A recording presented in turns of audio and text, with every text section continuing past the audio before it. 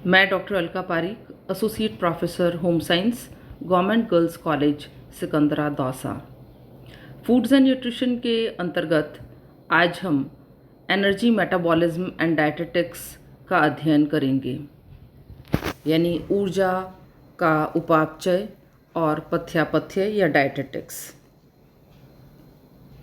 उपापचयन मनुष्य के शरीर में होने वाली निरंतर क्रिया है।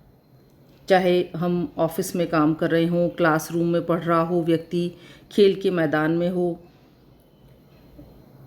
रोगी अवस्था में बिस्तर पर पड़ा हो, या कहीं पर भी यात्रा कर रहा हो, बस में, ट्रेन में, एरोप्लेन में, या फिर सिर्फ विश्राम की अवस्था में ही बैठा हो,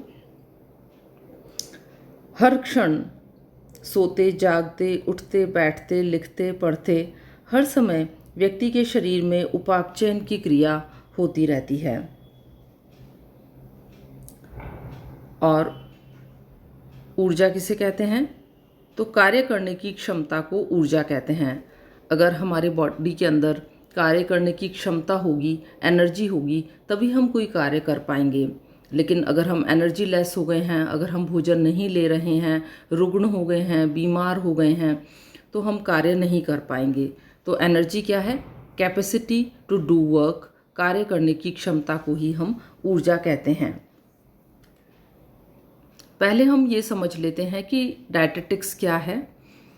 डायटेटिक्स भोजन और पोषण का विज्ञान है। It is the science of food and nutrition. इसके अंदर हम पढ़ते हैं कि किस तरह से पोषक तत्वों का एक्शन और इंटरैक्शन होता है, किस तरह से उनका संतुलन स्वास्थ्य के लिए आवश्यक है, और बीमारी की अवस्था में इनका शरीर के अंदर असंतुलन हो जाता है। ऊर्जा को नापने की इकाई कैलोरी होती है। पिछली कक्षाओं में हमने पढ़ा कि जिस तरह से दूरी को नापने के लिए किलोमीटर, मीटर, लिक्विड्स को नापने के लिए लीटर का हम इस्तेमाल करते हैं, और सॉलिड्स को वे करने के लिए किलोग्राम और ग्राम का इस्तेमाल करते हैं, उसी तरह से ऊर्जा को नापने की इकाई होती है कैलोरीज़। कैलोरीज़ को हम गिन सकते हैं, काउंट कर सकते हैं, उन्हें अपनी डाइट के अंदर कम या ज़्यादा कर सकते हैं। वर्कआउट के द्वारा या एक्सरसाइज के द्वारा हम उसे बर्न भी कर सकते हैं। तो कैलोरीज़ क्या हैं? They are simply the units of energy. ये सरलतम भाषा में कहें तो ऊर्जा की इकाइयाँ हैं ये।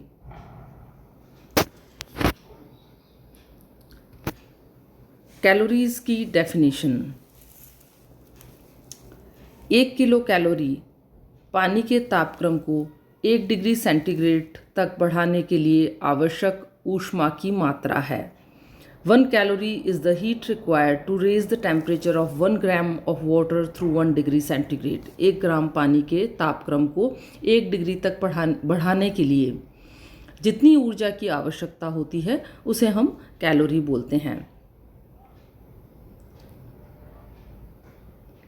1 किलो कैलोरी 4.2 किलो जूल के बराबर होती है। और जूल किसे कहते हैं? जूल मैट्रिक प्रणाली में ऊर्जा मापने की इकाई कहलाती है। 1 जूल को हम इस प्रकार परिभाषित कर सकते हैं कि 1 न्यूटन बल से 1 किलोग्राम वस्तु को 1 मीटर दूरी तक चलाने के लिए खर्च की गई ऊर्जा की मात्रा 1 किलो जूल के बराबर होती है। और 1 किलो कैलोरी कितनी होती है? 4.2 किलो जूल के बराबर होती है। और 1 किलो कैलोरी 1000 कैलोरीज के बराबर होती है। जब भी हम फूड और ईटिंग की बात करते हैं तो किलो कैलोरी और कैलोरी साथ साथ चलती हैं। कितनी कैलोरीज हमें लेनी चाहिए, एक वयस्क व्यक्ति को कितनी लेनी चाहिए, एक वृद्ध व्यक्ति को कितनी लेनी चाहिए, एक वृद्ध महिला को कितनी लेनी चाहिए, और एक वयस्क महिला को कितनी लेनी चाहिए। एक किशोरावस्था लड़की की कैलोरीज़ और किलो कैलोरीज़ की आवश्यकता बिल्कुल भिन्न होती है, जिन्हें हम आगे क्लासेस में उनका हम अध्ययन करेंगे।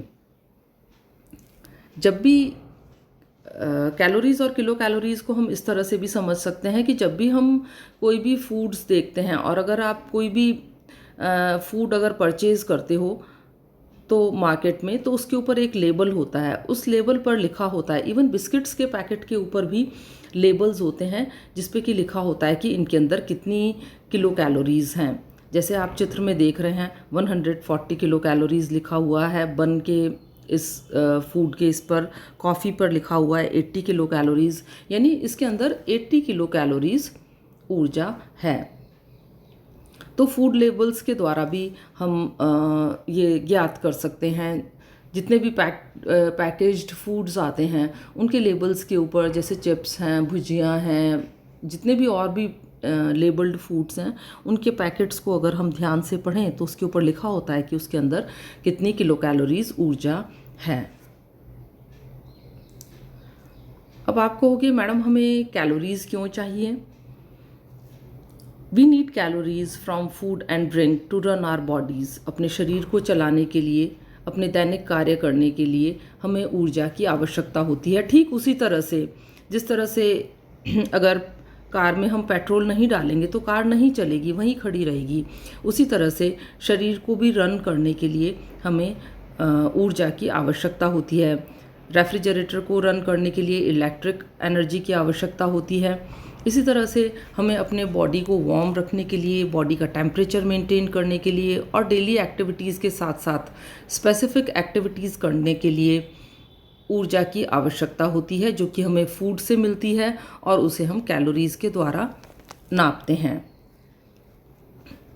मेन पर्पस खाने का होता है, फूड का, भोजन का, कि मस्कुलर एक्टिविटीज़ के लिए हमें ऊर्जा दें और साथ साथ जो भी बेसिक बॉडी के बिल्डिंग मटेरियल्स हैं, अमीनो एसिड्स हैं, फैटी एसिड्स हैं, उनके फॉर्मेशन के लिए, नर्व्स को मेंटेन करने के लिए, बॉडी की इम्यूनिटी प्रोवाइड करने के लिए न्यूट्रिएंट सप्लाई करना, ये बेसिकली फूड का काम होता है।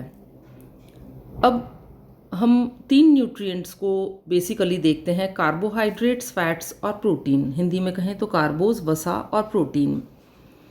इनमें कितनी कितनी कैलोरीफिक वैल्यू होती है, या हम इसे बोलते हैं ऊर्जा घनत्व, कि इनका ऊर्जा घनत्व कितना होता है। तो पोषक तत्वों का जो के अंदर जितनी ऊर्जा होती है उसे उनका ऊर्जा घनत्व कहा जाता है, या इसे हम यूँ समझें कि energy yield per unit weight of body of food, कि फूड की प्रत्येक यूनिट से कितनी ऊर्जा मिल रही है उसको हम कैलोरीफिक वैल्यू के द्वारा नापते हैं। तो उस हिसाब से अगर हम देखें तो कार्बोहाइड्रेट के द्वारा हमें 4 किलो कैलोरीज प्रति ग्राम मिलती है, वसा के द्वारा 9 किलो कैलोरीज प्रति ग्राम और प्रोटीन के द्वारा हमें 4.2 किलो कैलोरीज प्रति ग्राम प्राप्त होती है। Your body weight reflects your energy balance. हमारा ऊर्जा का संतुलन किस प्रकार का है ये बॉडी वेट से मालूम चल जाता है। यदि आपके शरीर को जितनी आवश्यकता है ऊर्जा की, उससे अधिक कैलोरीज अगर आप कंज्यूम करते हो तो आप वेट गेन कर लोगे, मोटापा हो जाएगा, जैसा कि चित्र में रेड टी शर्ट वाले व्यक्ति को आप देख सकते हैं। इसी तरह से अगर आप कम कैलोरीज कंज्यूम करोगे तो आप अपना वेट कम कर सकते हो, जिस तरह से पर्पल टी शर्ट वाले व्यक्ति को आप देख सकते हो। लेकिन फिर भी बॉडी वेट इंडिकेटर नहीं होता, क्योंकि बहुत सारे और दूसरे फैक्टर्स होते हैं जो हमारी बॉडी में न्यूट्रिशनल क्वालिटी यानी कि न्यूट्रिएंट्स की गुणवत्ता को जज करते हैं। उनको हम बाद में पढ़ेंगे। बेसिकली मेटाबॉलिक रेट के या उपापचयन दर के 3 कंपोनेंट्स होते हैं। फिज़िकल एक्टिविटी यानी कि शारीरिक जो क्रियाएं हैं, रेस्टिंग मेटाबॉलिक रेट यानी जब हम रेस्ट कर रहे हैं तब कितना मेटाबॉलिक रेट होता है, इसको BMR या बेसल मेटाबॉलिक रेट भी बोलते हैं। और तीसरा होता है the thermal effect of food यानी specific dynamic action of food. जो भी हम भोजन ले रहे हैं उसके डाइजेशन और एब्जॉर्प्शन के लिए ऊर्जा की आवश्यकता होती है और इसे ही हम specific dynamic action of food कहते हैं। तो हमारी उपापचयन की दर, हर व्यक्ति की उपापचयन की दर अलग अलग होती है और ये जो उपापचयन की दर है ये इन 3 से निर्धारित होती है। फिजिकल एक्टिविटी यानी शारीरिक क्रियाएं, बेसल मेटाबॉलिक रेट यानी आधारीय उपापचय दर, और the thermal effect of food यानी specific dynamic action of food. Thank you for your patient hearing.